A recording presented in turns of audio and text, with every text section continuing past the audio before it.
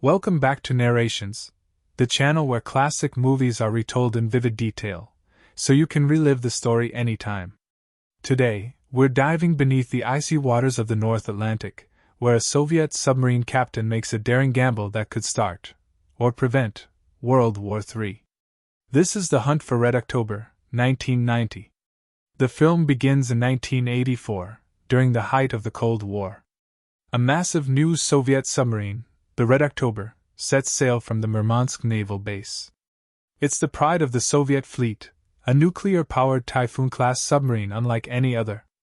But what makes it special is its revolutionary propulsion system, a caterpillar drive, a near-silent engine that makes the sub almost invisible to sonar. To the Americans, this new technology is a nightmare.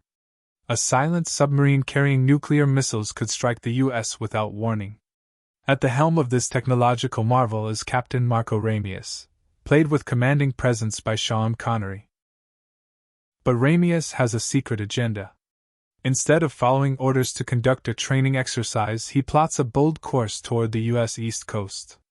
To his officers, he reveals his true plan: he intends to defect to the United States. Disillusioned with Moscow's leadership, Ramius wants to hand the Red October over to the Americans. But first, he must outwit both his own navy and the U.S. military, which sees his approach as a potential act of war. Word of Red October's departure reaches Washington, where analysts scramble to understand Ramius's intentions. Enter Jack Ryan, played by Alec Baldwin. Ryan is a CIA analyst, not a soldier, but he's studied Ramius for years. He believes the captain isn't defecting with hostile intent, he's defecting to escape the Soviet system. Ryan convinces his skeptical superiors, including Admiral Greer and the brass at the Pentagon, that if handled correctly, the Americans can welcome Ramius instead of destroying him. But time is against them. The Soviet fleet is already hunting Red October, determined to sink it before it falls into enemy hands. At the same time, the U.S. Navy is mobilized to intercept. In the middle of the ocean, surrounded by hostile forces, one wrong move could trigger nuclear war. On board Red October, Ramius navigates not only the treacherous waters but also suspicion among his crew. Some officers are loyal to him, while others fear he's leading them to destruction. To secure his plan, Ramius eliminates the political officer, the one man who could expose him, by making it look like an accident.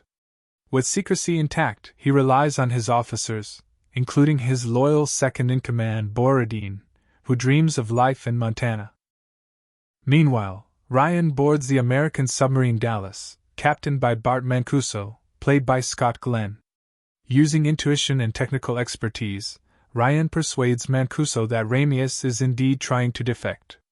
Together, they attempt the impossible: to make contact with Red October in the vast, hostile ocean without triggering a firefight. Tension builds as Soviet submarines close in. One rival captain, Tupolev, a former student of Ramius, relentlessly pursues Red October. He knows Ramius's tactics and won't hesitate to destroy him. In a series of underwater cat-and-mouse maneuvers, the subs stalk one another, torpedoes armed and sonar pinging through the deep. The most suspenseful sequence comes when Ryan, Mancuso, and their team finally manage to communicate with Ramius. Through careful signaling and trust, they arrange a clandestine meeting. In a daring maneuver, Ryan boards Red October and meets the captain face to face. Ramius explains his motivations: disillusionment with the Soviet regime, fear of reckless leaders, and a desire to start anew in the West. Ryan sees in him not just a defector, but a man risking everything for a better future. But their mission is far from over.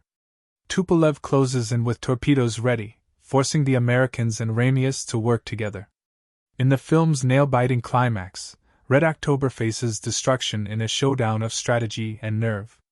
Ramius outsmarts his pursuer, baiting Tupolev into firing too close. The torpedo circles back, striking Tupolev's sub instead, destroying it in a fiery underwater explosion. Red October, though shaken, survives. With the immediate danger past, the Soviets publicly announced that Red October was destroyed at sea. To the world, it seems like just another Cold War skirmish. But in secret, Ramius and his officers, now aboard the silent submarine guided by Ryan and Mancuso, are granted asylum in America.